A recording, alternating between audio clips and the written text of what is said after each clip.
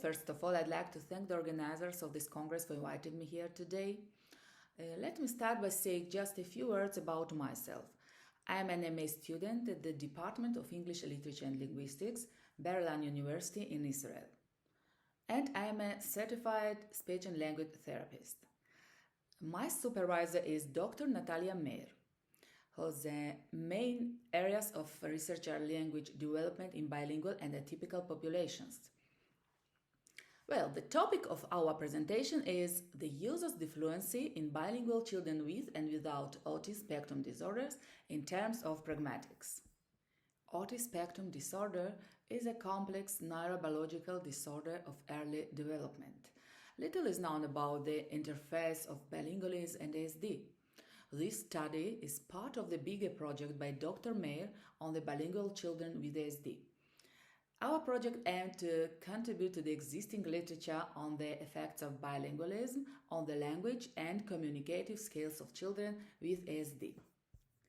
So let me first give you a brief overview. As you see on the left, the prominent model proposed by Bloom and Leahy in 1978 suggests dividing language into three separate but overlapping components: form and content or structural language skills, and use or pragmatic language skills. And on the right, you can see my interpretation of this model. I highlighted pragmatics in red to illustrate the central problem of individuals with ASD. Pragmatics, or social communication, is the ability to use and interpret language in social context, such as adapting to the need of the listener, conversation, social conventions, and matching language to the situation. These pragmatic skills are even greater in bilingual speakers, who switch between languages to accommodate to the communicative needs of the listener. Children with ASD are expected to have difficulties with the use of language in both of their languages. Disfluencies, such as repetition, self-correction, silent pauses, and field pauses, are frequent in spontaneous speech, particularly when the speaker has difficulty planning an utterance. Some disfluencies serve distinct pragmatic functions. As suggested by Lake et al. 2011, we divided disfluencies into two categories: the listener-oriented disfluencies that are made for the benefit of the listener, for example, holding the floor and signaling that it is still your turn by saying and speaker-oriented disfluencies indicating problems with language production, such as word retrieval difficulty.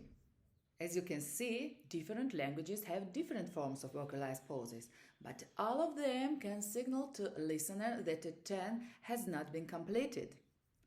By saying in conversation, we communicate to our listener that we are still in control.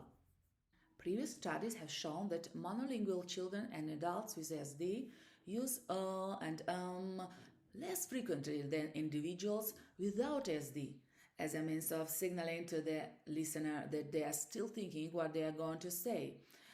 And the current study examines if the same pattern is true for bilinguals with and without ASD. We wanted to examine whether the use of listener-oriented disfluencies such as vocalized pauses or prolongations can index pragmatic competence among bilingual children with autism spectrum disorder.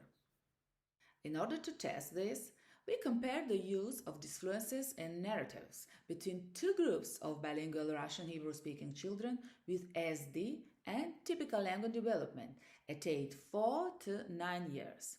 When Russian is their heritage language spoken at home and Hebrew is their societal language spoken at school or kindergarten. The background measures of both groups were similar, with the exception of differences in gender and education of mothers. The results of background tasks showed that bilingual children with ASD did not demonstrate significantly different performance on cognitive measures related to their bilingual TLD peers, but demonstrated lower performance on morphosyntactic tasks in both languages and on the Hebrew verb receptive lexical task. And now we can see our experimental task. We use the Litmus multilingual assessment instrument for narratives. This instrument was designed in order to assess narrative skills in children who acquire one or more languages from birth or from early age, and it is suitable for children from 3 to 10 years. As you can see, narratives and pictures were presented to children for telling their stories both in Russian and in Hebrew. Baby goat story for Russian and baby birds for Hebrew. As an example, here is a transcription of a recorded Russian narrative. Well, this brings me to the results of our study. First, we compared the general narrative measures. From the table presented here, we can see that both groups in Hebrew produced more tokens as compared to Russian, which reflects the inherent typological differences between Russian and Hebrew. In addition, both groups produced more errors in Russian narratives compared to Hebrew, which confirms that Russian is their heritage language. Then we compared total disfluency ratios, and we saw that both groups in Russian produced more total disfluency ratios as compared to Hebrew. The results of between-group differences showed that BiISD was used in less vocalized pauses.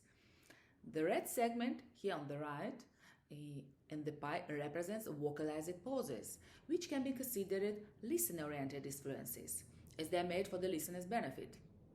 I'd like to point out one important detail. This difference was found only in Russian. Then we examined within-group differences, looking into different types of disfluencies, bearing in mind listener-oriented and speaker-oriented disfluency types. And we saw that BiTLD produced more silent pauses, vocalized pauses, polysyllabic whole word repetitions, and less prolongations in Russian than in Hebrew. And there were no difference between Russian and Hebrew in BiISD group. So now let's explain our results. The results of within-group differences show that BiTLD group preferred different disfluencies in different languages. Among the most interesting results in the study was the preference for vocalized pauses in Russian and prolongations in Hebrew, due to their similar function in conversation, holding the flow, signaling to others that you are still speaking. In contrast, BiISD did not adapt their disfluency choice to the different languages. There were no difference in the distribution of disfluency types in BiISD group, which points to their pragmatic difficulties. In other words, difficulties in adapting their language to the needs of the listener. And now I'd like to explain our between-group differences. The first question we addressed was whether listener-oriented disfluencies, such as vocalized pauses or prolongations, can be used to measure pragmatic competence among bilingual children with SD. And we found that there were fewer listener-oriented vocalized pauses in the BiISD group, which is consistent with previous studies on monolinguals. Our results emphasize the importance of looking at both languages of bilinguals, with and without autism, especially for us speech and language therapists, since some important things can be missed when only one language is used. So, in the current study, we learned that bilinguals with TLD adapt their language to the listener by using different types of disfluencies across the two languages. Yet this is not the case for bilinguals with SD. Bilinguals with SD do not vary their disfluency depending on the language used with the listener. Thank you for the listening. Here is my email. I will be glad to answer all your questions.